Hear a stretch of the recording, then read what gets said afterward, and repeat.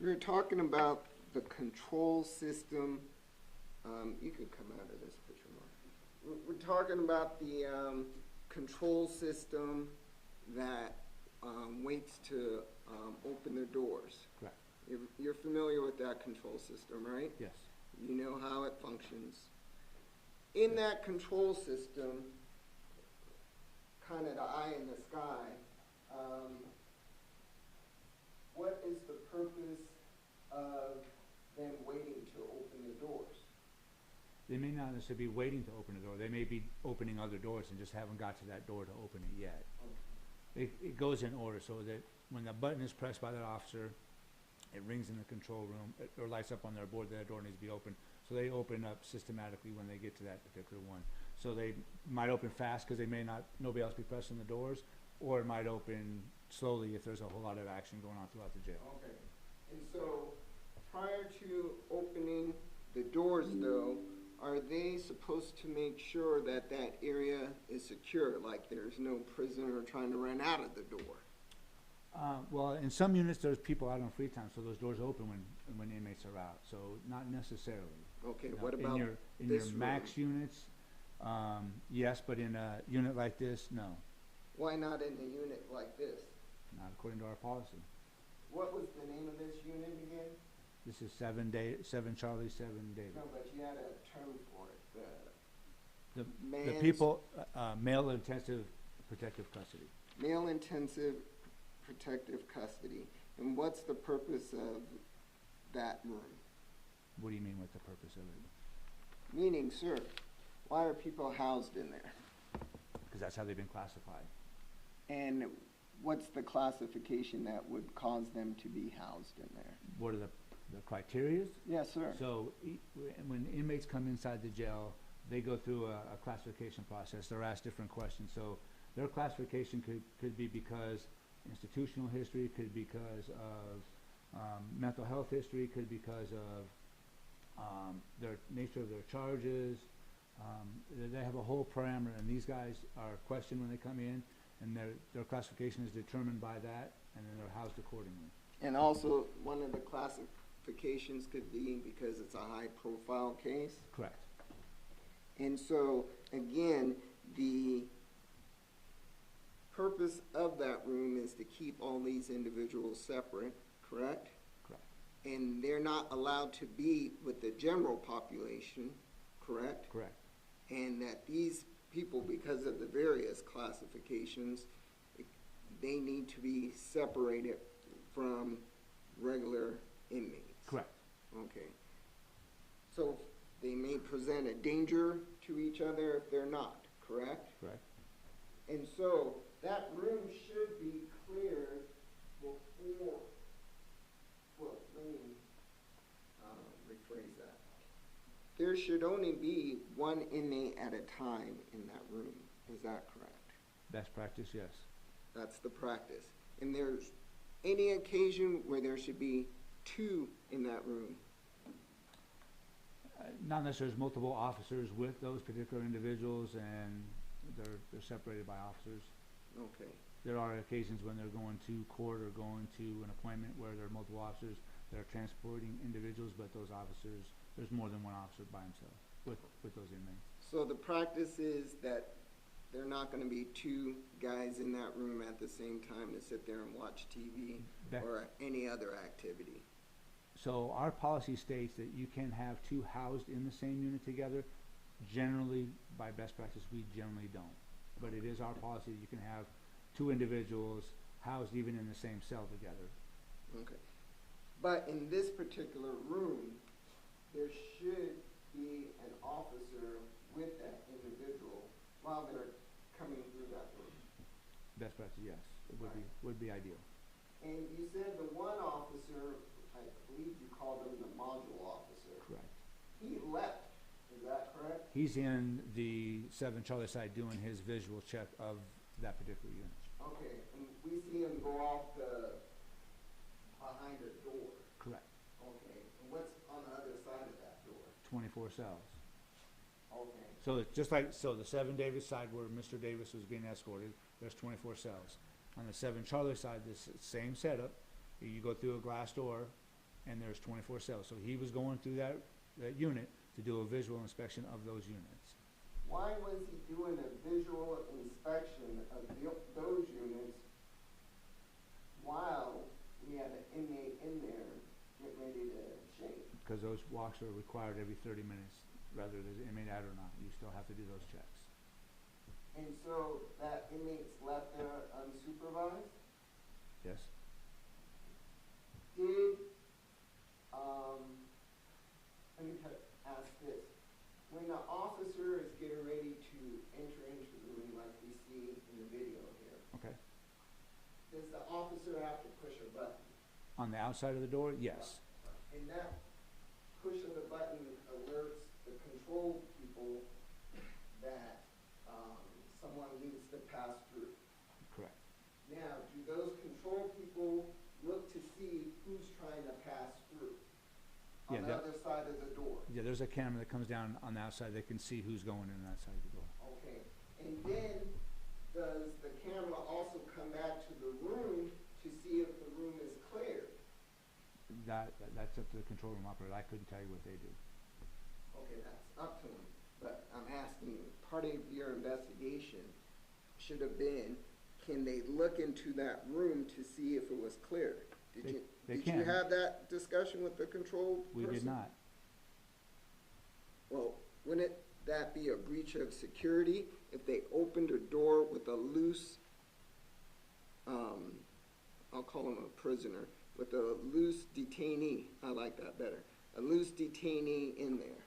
No, because per policy, they can open that door. It's not the only time they would probably want to make sure that that's it is if the inmate was a max inmate. Otherwise, they can open those doors freely if that inmate's out there. So they can open their door and not know that someone could potentially, especially an officer, be in danger? I'm not understanding why. How would he be in danger? If you said that he was supposed to go in there for a shave, right? He is, yes. And with the shave, he gets a razor. Is that correct? Correct. So this person, the eye in the sky, the control officer, it opened that door, and this individual, Mr. Hamilton, could have had a razor in his hand, but you don't know, pursuant to your own investigation, that if the eye in the sky saw that or not. Well, first of all, Mr. Hamilton wasn't given a razor yet. So the officer can freely go out there and not. When the inmate is given a razor, that officer always stays in that room with them and watches them while they have the razor in hand. They don't leave them unattended to go do their walkthroughs with a razor.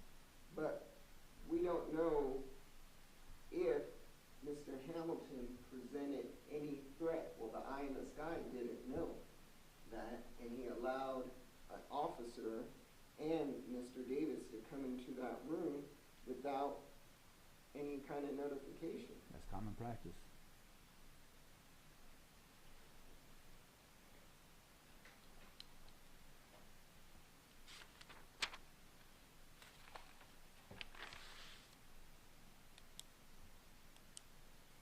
You said as part of your investigation that they had words between each other. But you don't know what exactly was said. Correct. So you don't know what the words were. Correct. Could have been, hey, you didn't share with me your coffee. You don't know. There have been numerous things. I don't know. Or you took up my phone time. You don't know. Correct. In fact, you don't know if these individuals said, hey, if I ever see you on the outs, I'm going to get you. We're going to get into a fight. You don't know if that was said prior to. I don't know what was said at that time. No, Okay. I don't.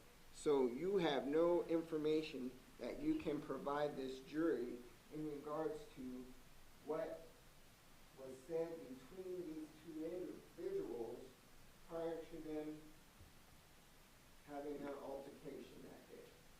I could not tell you what happened that day.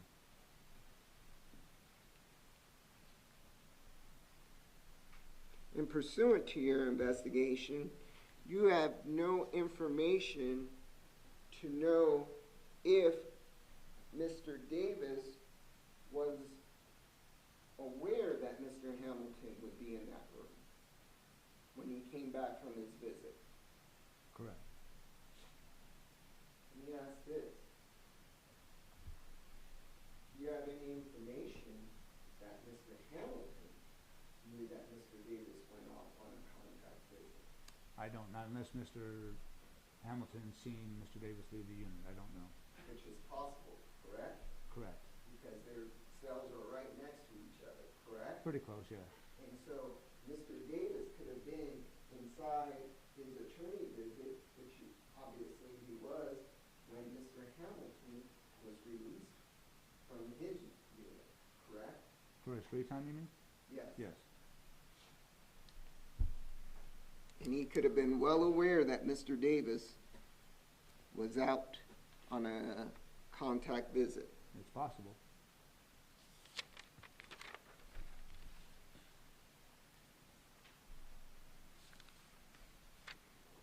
Real briefly, I want to turn my attention to Officer Kine. What is the purpose of the inmate being escorted by an officer to his contact visit? Because he's leaving the unit. So once he leaves that unit and goes out, the officer escorts him to the contact visit.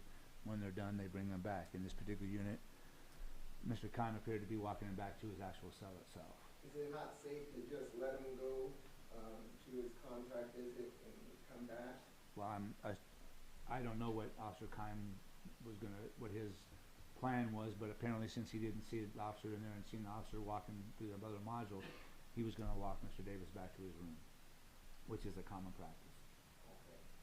And again, are they just allowed to just go to their contact visit and come back to their room?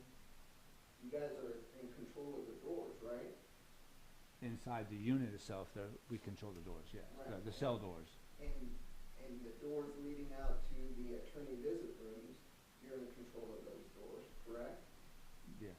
And it would be impossible for someone to escape because of these doors and how they operate. You just can't get through these doors. No. Do you agree with that? Correct. And so, couldn't my client just go to his contact visit and come back and go back to his cell? By himself? Yes. No, Why? because it's on a different floor. Okay. But he knows the way, right? We don't. They are not allowed to. They're not allowed to walk by themselves throughout the hallway. Why? It's a security thing. We never ask. It's we a always do. security thing. That's correct. And so when the officer is bringing the my client back into that room, isn't he supposed to provide for his safety and other inmate safety? Sure. And he's reading a card at the time of this incident, so obviously he didn't take the time to provide for my client's safety. You have to ask Officer Hyman. But was part of your investigation that there was a breach of security there in that day room that day? There's not a breach of security. You feel everything? I explained that you could have two inmates in the same cell that are in the same house, that are classified as the same. So it's not a breach of security. It's not a violation of policy. It's just a best practice if you were to maybe seen Mr. Hamilton, but that's not a breach of security. Right. And but you also said the best practice was for them to both have been supervised or be escorted or watched by another officer. If the officer was available, yes, it would have been a best practice. But the officer chose to go do a watch as opposed to watch Mr. Hamilton, and then there was an allowance of another inmate coming into contact with the inmate that was unsupervised. Mr. Hamilton can stand at this thing while the officer does it. There was no threat. He has to do his walkthroughs. It has to be done. And There's no threat of security. And that's the point. He could have stood at and nothing would have happened. But Officer Khan had his head buried in the card and didn't watch Mr. Hamilton come off of that scene. Correct. But not a breach of security.